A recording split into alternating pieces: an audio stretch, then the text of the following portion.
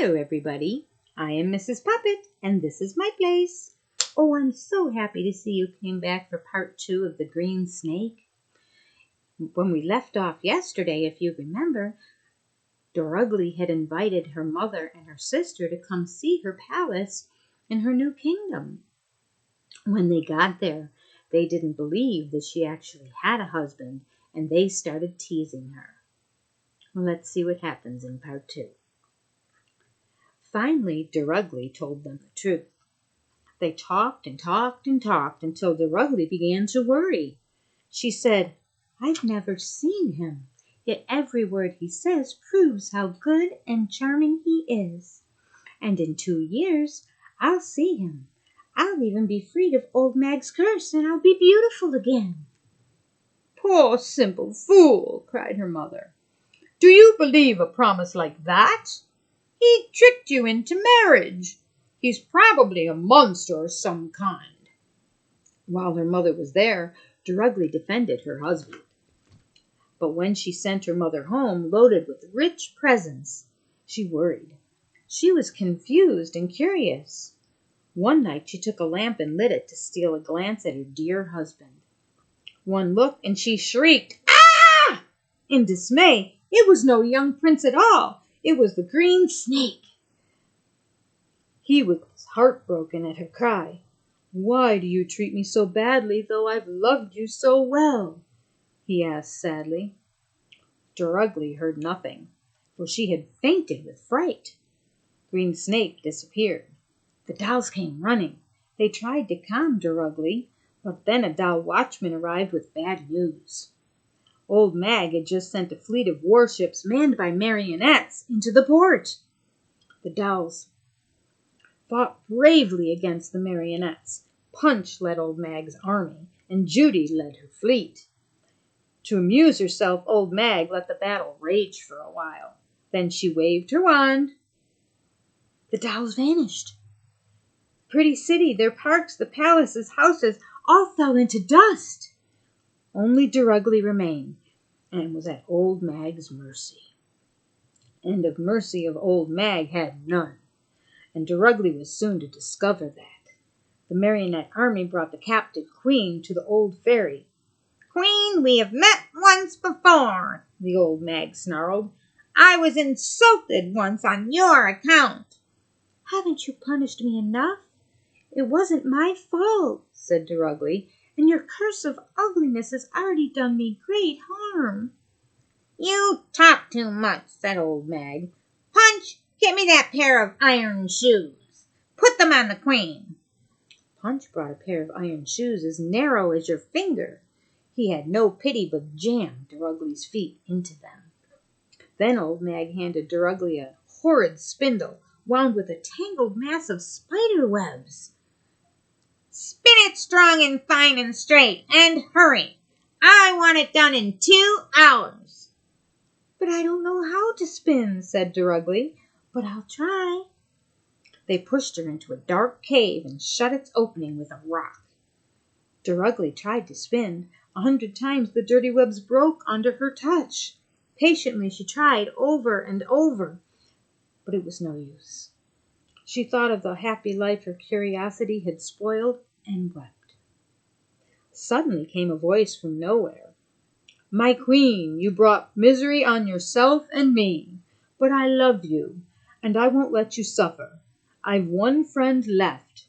Her name is Fairy Protectress. Look to her for help." A sharp rap sounded 3 times. Dorugly saw no one, but she looked, and there was her thread spun and wound neat as could be. After 2 hours, Old Mag came in, ready for trouble. "Let me see your work, you lazy, stupid girl," she croaked. "I've done my best," said Dorugly, handing her the ball of thread. "You think you're clever, don't you?" shrieked Old Mag, furious and amazed. "We'll see. Make your spider webs straight into nets strong enough to catch salmon. If you fail, you're lost."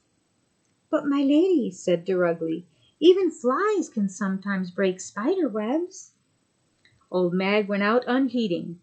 The marionettes once more closed over the cave with the rock. "Fairy protectress, if you feel any pity for me, help me now," said Dorugly. Before she finished speaking, the thread wove itself into a sturdy net. Gratitude filled Dorugly. She thanked Fairy Protectress and added, "Green Snake, my king, how generous you are to love me still. I'm so sorry I disobeyed you, and I'm sorry I've hurt you." When Old Mag saw the perfect net, she was angry again. "I'll take you to my kingdom where no one will help you," she cried. Her marionettes chained Dorugly and put her aboard Old Mag's boat. Old Mag laughed, ha ha, to see the queen weep, and told Punch to set sail. That night Dorugly looked up at the stars and longed to be free. Green Snake's voice called to her. He swam close to the ship and said, "Don't worry, I love you and we will find a way." "How can you forgive my wicked curiosity?" whispered Dorugly. But Old Mag overheard them. She never slept when she had a chance to do harm. "Green Snake," she cried, "I command you to stay out the time of your curse in a dark hole at the end of the world's end. As for you, Dorugly, wait till we come to my kingdom and you'll see." Green Snake swam off sighing towards his prison. The next day the ship docked. Old Mag pushed Dorugly ashore. She chained a millstone around her neck, which is a big cement wheel, and gave her a pitcher full of holes. "Now, Queen, climb that mountain over there. There's a valley beyond it, full of wild animals. They guard the Well of Discretion. Go to the well and bring me back that pitcher full of its water." Old Mag cackled, ha! "And mind you hurry," she added. "I give you 3 years." Dorugly said, "I can't even move this millstone, and the pitcher's full of holes. It won't hold water. How can I obey?" "I don't care how. Obey or else. I'll make Green Snake suffer," Old Mag said. The threat to poor brave Green Snake was more than Dorugly could bear. She forgot everything else. She tried to start her impossible job. Fairy Protectress rewarded her unselfishness. The air lifted Dorugly over the mountains and set her down in the valley of the beasts. The good fairy tamed the wild beasts with a wave of her wand, and another wave of the wand appeared a chariot, drawn by 2 beautiful birds. Dorugly tried to thank the fairy, who smiled and said, "Green Snake asked me to help you. The birds will carry you to the Well of Discretion. They'll fill your pitcher for you, too. When you have the water of discretion, wash your face. You will be beautiful again." "How wonderful," said Dorugly. "But you mustn't return to Old Mag right away. Your curse puts you under her power for 7 years. The birds will bring you to a forest. You live out your curse there in peace." Queen Dorugly said, "I thank you with all of my heart, but your gifts, even beauty, can't make me truly happy. I can't be happy while Green Snake suffers. If you are brave for the next 7 years of your curse, you'll be free, and Green Snake will be too, my dear." "Then I shall have no news of him in the forest?" asked Dorugly. "For the harm of your curiosity, you deserve to spend the rest of your life without news of him," said the fairy softly. Dorugly knew this was true. Tears of remorse came to her eyes. She got into her chariot, and the birds took her to the Well of Discretion. Very cleverly, they patched her pitcher and filled it with water. Dorugly thought, "Perhaps this water can make me wise. I'd rather drink and grow sensible than wash to be beautiful. If I'd been sensible, I'd still be living as a queen with my king." She drank some of the water first. Then she washed her face. She grew so lovely, the very air was radiant around her. The good fairy appeared and said, "Your wish to be more wise than beautiful pleases me. Because of it, I will shorten your punishment to 3 years." I don't deserve it, said Dorugly. If you can lift curses, help Green Snake instead. I'll try, said the fairy protectress. How beautiful you are! You can no longer be called Dorugly. I name you Queen Discreet. Before she left, the fairy placed the queen's cruel iron shoes with a pair of embroidered slippers. The birds brought Queen Discreet to the forest. There trees roofed over the leaf-carpeted ground. Waterfalls and brooks sang sweetly. Best of all, there were animals that could talk. They welcomed the birds. We thought you might have forgotten us, said a mole. Fairy Protectress has sent us a gift. Guest, said the birds, this is Queen Discreet. How beautiful you are, they cried. Will you please be our queen? Yes, if you wish, said the queen graciously. Tell me, what sort of place is this? The mole answered, Not so long ago, some fairies got tired of all the naughtiness in the world. First, they asked people to be good. That didn't work, so they used magic spells. Piggish men became pigs. Gossipy girls became parrots or hens. Those who teased became monkeys. This wood is their home until the fairies decide they've learned their lesson. The forest folk loved Queen Discreet. They fed her fruit and nuts and amused her with their stories. The queen might have been perfectly happy in this pleasant place, but she never stopped regretting the disobedient curiosity that had done such harm to Green Snake. 3 years passed quickly. Queen Discreet once again put on her iron shoes. She took her pitcher full of water of discretion and her millstone, and the birds brought her to Old Mag. Old Mag gave an amazed screech, "Ah!" to see her. She had hoped to see the queen dead or lost forever. But there she stood, alive as ever. Here's your water, said Queen Discreet. As Old Mag took the pitcher, she saw the queen's face. She screeched again, this time in rage. What made you beautiful? She cried. I washed in the water of discretion, replied the queen. You dare to defy me, said the Old Mag, stamping her foot. I'll teach you. Walk in your iron shoes to the world's end. There, in a dark prison hole, is a bottle of the essence of long life. Bring it to me.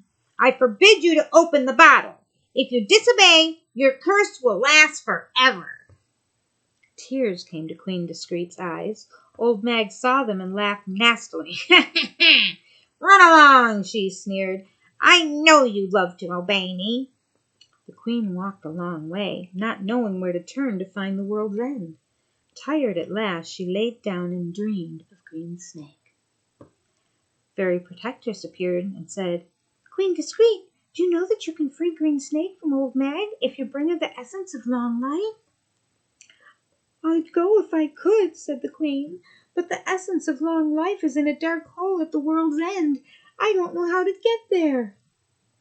Take this leafy branch, said the fairy. Strike the ground with it.